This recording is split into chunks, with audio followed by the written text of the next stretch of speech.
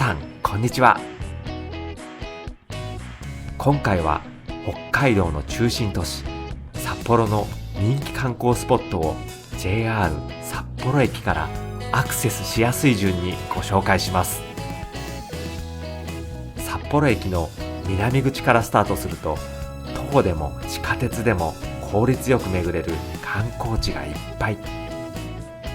歴史的な名所から絶景スポット、地元グルメが楽しめる市場や商店街まで、初めての方でも安心して楽しめるスポットをまとめました。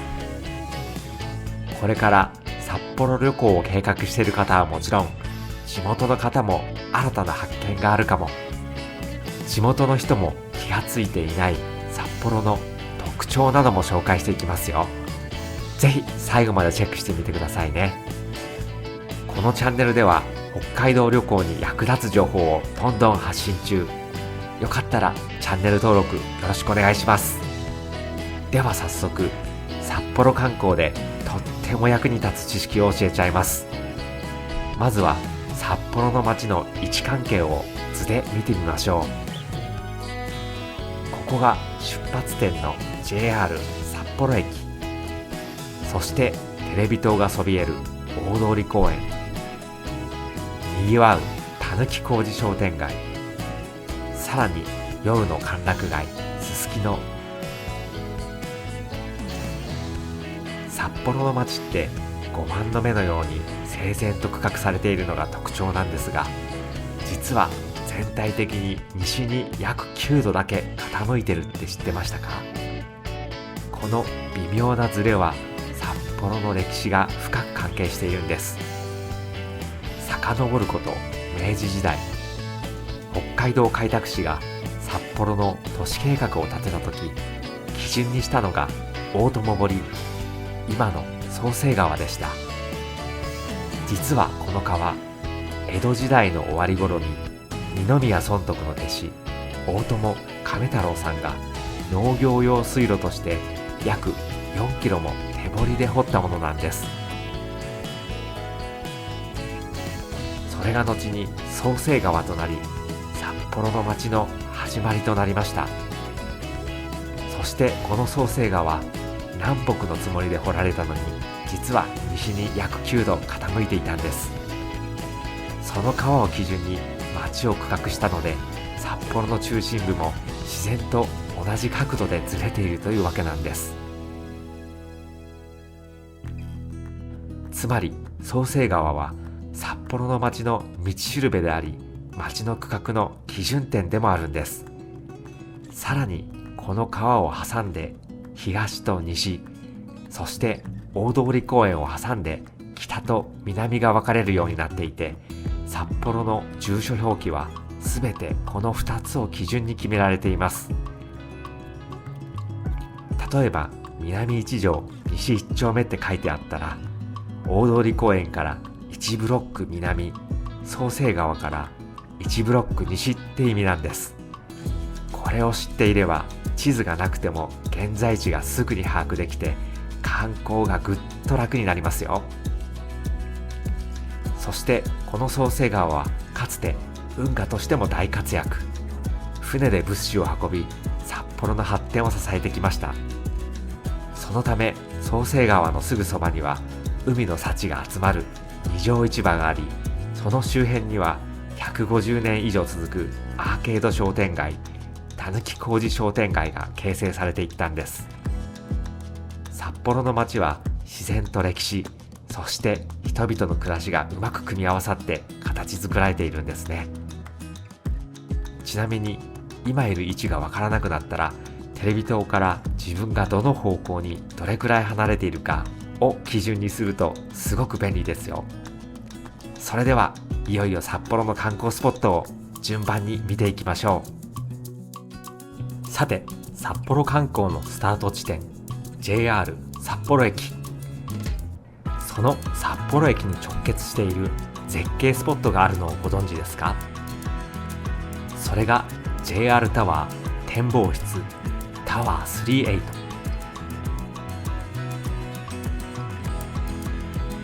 札幌駅にあるショッピングモール JR タワーの6階から専用エレベーターに乗って最上階の38階へ。たった数十秒で一気に地上160メートル、北海道で最も高い展望室に到着です。目の前に広がるのは360度見渡せる札幌大パノラマビュー。北側には石狩湾、南には5番の目に整備された札幌市街のきらめく夜景、そして天気が良ければ東の山々、西には手稲山まで一望できます。特におすすめなのが夕暮れから夜にかけての時間帯。街の明かりが一つ一つ輝き出すその瞬間を静かに眺められる贅沢なスポットです。そして驚きなのが眺望トイレ。北東側に設けられた男子トイレはなんと全面ガラス張り。圧倒的開放感を独り占め。展望室内には北海道を代表するデザイナーのアート作品や宇宙の惑星の音階から作られたヒーリング音響が流れ、視覚も聴覚も癒される落ち着いた雰囲気が漂います。そして南側にあるティーカフェではカプチーノやケーキと一緒にゆっくりブレイクタイム。夜は30種類以上のカクテルやワインも楽しめる、まさに空の上のバー。札幌の夜景を眺めながら静かにグラスを傾ける時間は格別です。続いては赤レンガ庁舎。札幌駅から700メートル、徒歩9分。続いてご紹介するのは札幌のランドマークとして親しまれている北海道庁旧本庁舎、通称赤レンガ庁舎です。アメリカ風ネオバロック様式の建物は1888年に完成。赤レンガ造りの重厚感あるデザインはどこから見ても絵になる美しさ。実はこの建物、戦火や火災にも見舞われながらその度に修復され、130年以上の歴史を今に伝える重要な文化財なんです。北海道の歴史や文化を紹介する資料室や展示も楽しめますよ。春は花に囲まれ、秋は紅葉、冬は雪景色。季節ごとに違った表情を見せてくれるのも魅力の一つ。どこか西洋の街に迷い込んだようなこの雰囲気。札幌に来たら絶対に立ち寄りたいスポットです。石屋プロデュースの白い恋人赤レンガスイーツラボも入っていますよ。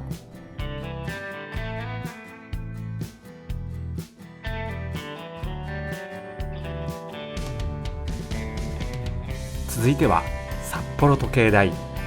札幌駅から750メートル、徒歩11分。日本三大がっかり名所と言われるかわいそうな札幌時計台。札幌駅から徒歩11分。札幌観光で外せない歴史スポット。日本三大がっかり名所と言われることがありますが、実は歴史と魅力が詰まった場所なんです。がっかりと言われるのはビルに囲まれて思ったより小さいから。でもそれこそ街の真ん中で長年時を刻み続けてきた証なんです。この時計台、正式名称は旧札幌農学校演舞場。1878年に建てられた北海道大学の前身、札幌農学校の施設なんです。1881年にはアメリカ製の振り子時計が設置されました。なんと今も130年以上にわたって正確に時を刻んでるんですよ。館内は資料館になっていて、明治時代そのままの行動や開拓の歴史を学べる展示もあります。さらに夜にはライトアップも。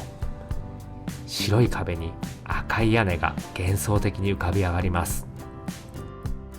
特に冬、雪の中に佇む姿はまさに札幌のシンボル。記念写真を撮るなら実は向かいのビルからの眺めがおすすめ。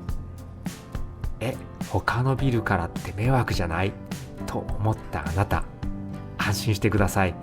これは公式におすすめされているスポットなんです。みんな気がついていない。ぜひ旅の思い出にとっておきの一枚を残してみてくださいね。大通公園札幌テレビ塔。札幌駅から 1km、 徒歩15分。札幌観光のど真ん中、大通公園と札幌テレビ塔です。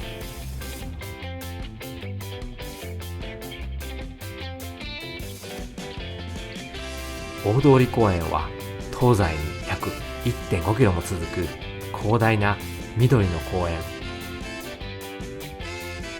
春の花壇、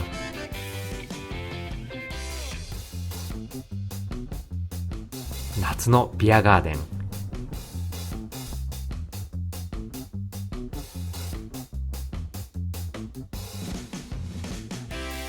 秋の紅葉、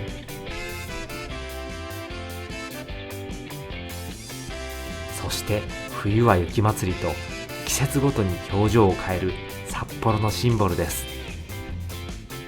そしてその東端にそびえるのが札幌テレビ塔。高さは 147.2 メートル。展望台からはまっすぐに伸びる大通公園を一望できます。晴れた日には遠くの山並みまで見渡せる絶景スポットなんです。昼もいいけど夜のライトアップもすごくロマンチック。札幌の中心を感じたいならここ、街の魅力がぎゅっと詰まった大通エリアをぜひ満喫してくださいね。二条市場。札幌駅から 1.4km、 徒歩20分。札幌の台所とも言われる二条市場。新鮮な海産物を中心に野菜や果物、北海道ならではのグルメがずらりと並ぶ市場です。地下鉄大通駅からだと徒歩で約5分。アクセスも抜群。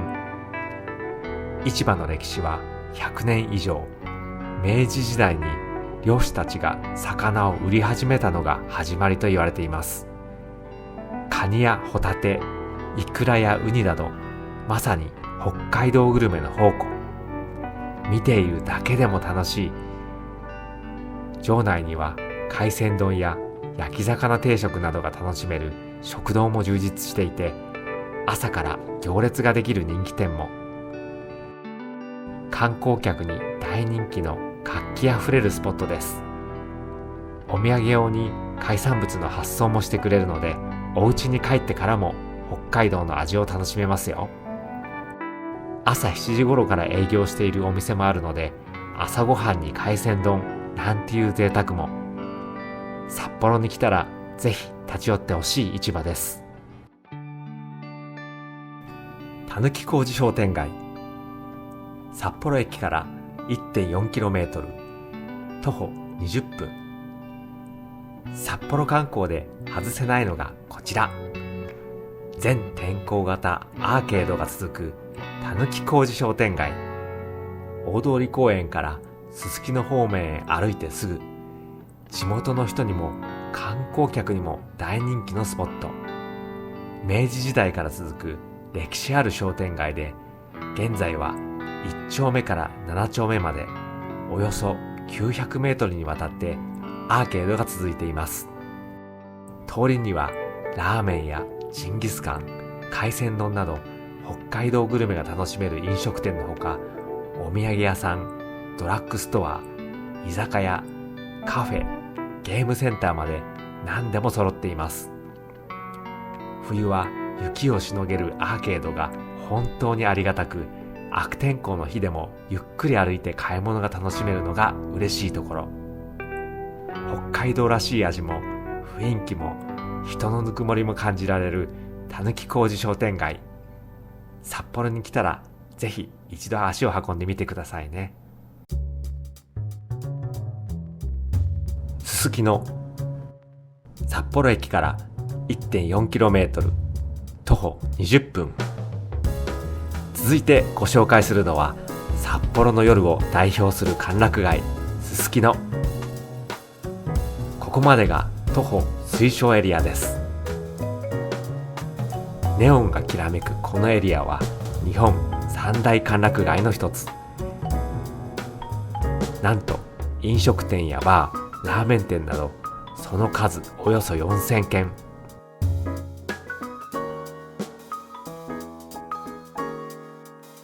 夜になると街全体がまるでテーマパークのように輝き出します。北海道グルメを味わうならここ。新鮮な海鮮、ジンギスカン、札幌味噌ラーメン、とにかく選び放題。ラーメン好きの観光客に人気なのが元祖札幌ラーメン横丁。カウンターだけの小さなお店に職人の味がぎゅっと詰まってます。そして冬には札幌雪まつりの氷上会場になるのもこのすすきの。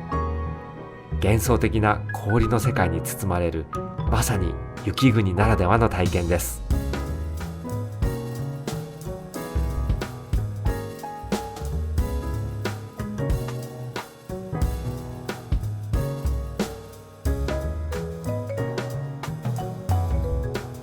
昼とは全く違う札幌の夜の顔。ぜひあなた自身の五感で楽しんでみてくださいね。続いては西側にある観光地。ここからは少し距離があるので地下鉄推奨エリアです。北海道神宮。札幌駅から 4.4km、 地下鉄使用で27分。静寂と歴史に包まれる札幌のパワースポット。自然豊かな丸山公園の中にあるのが北海道神宮。北海道の開拓を支えた開拓三神、そして明治天皇をお祭りする北海道を代表する神社です。明治2年に創設され、北海道の歴史とともに歩んできたこの場所。境内に一歩入ると凛とした空気と大きな鳥居が迎えてくれます。春は桜の名所として大人気。冬には一転、冬景色の中に佇む神宮の姿が幻想的な美しさに。静かな雪と白銀の風景が心を洗ってくれます。参拝の後は境内の茶屋で名物半寒様を、熱々の焼き餅にあんこが入った優しい味にほっと一息。四季折々の表情を見せてくれる北海道神宮。旅の安全祈願やリフレッシュに札幌観光の合間に立ち寄ってみてはいかがでしょうか。丸山動物園。札幌駅から 4.8km、 地下鉄使用で40分。家族でもカップルでも楽しめる癒しの動物ワールド。自然豊かな丸山のふもとに広がるのが札幌市が誇る丸山動物園です。1951年開園の北海道で最も歴史のある動物園。広々とした敷地に約160種800頭の動物たちがのびのびと暮らしています。園内には動物たちの生態に配慮した生息環境展示で自然に近い姿を間近に観察できます。動物との距離も近く、写真映えもバッチリ。さらに園内にはキッズ向け遊具スペースやレストラン、動物をモチーフにしたお土産も充実。夏は緑に囲まれた開放的な空間、冬は雪と動物のコントラストが楽しめる、まさに四季折々の癒しスポット。丸山公園や北海道神宮とセットでの観光もおすすめです。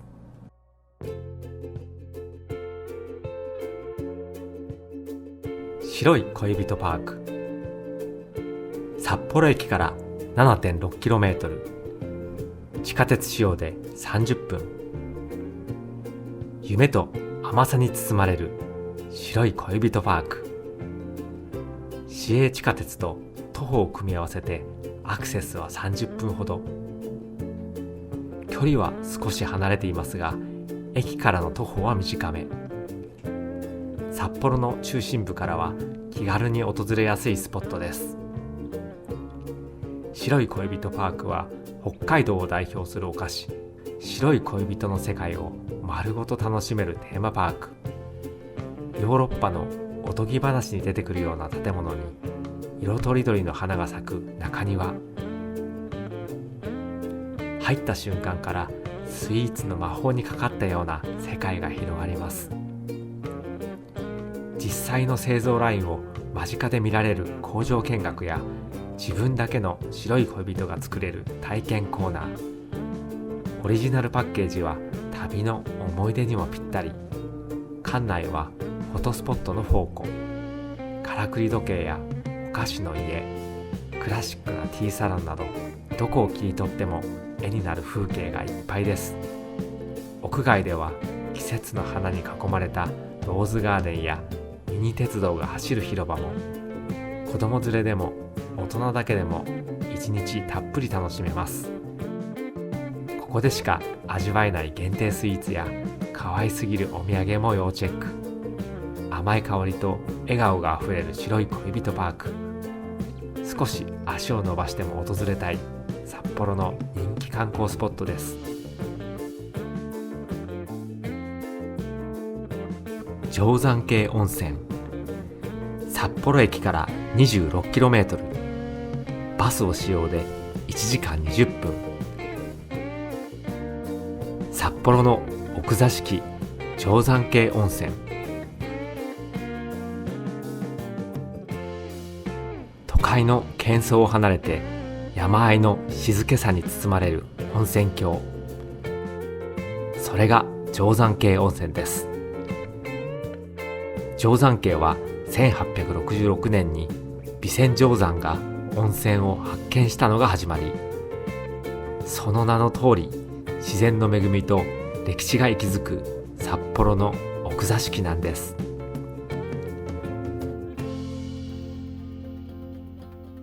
豊平川沿いに広がる温泉街には、老舗旅館からモダンなホテルまでさまざまな宿が立ち並び、日帰り温泉も充実しているので、ふらっと立ち寄って癒されることも可能。泉質はナトリウム塩化物泉で体の芯までポカポカ。冷えや疲労回復に効果的で、湯上がりはお肌もしっとり。そして魅力は温泉だけじゃありません。春は新緑、夏は川遊び、秋は紅葉、冬は雪景色と四季折々の自然が迎えてくれます。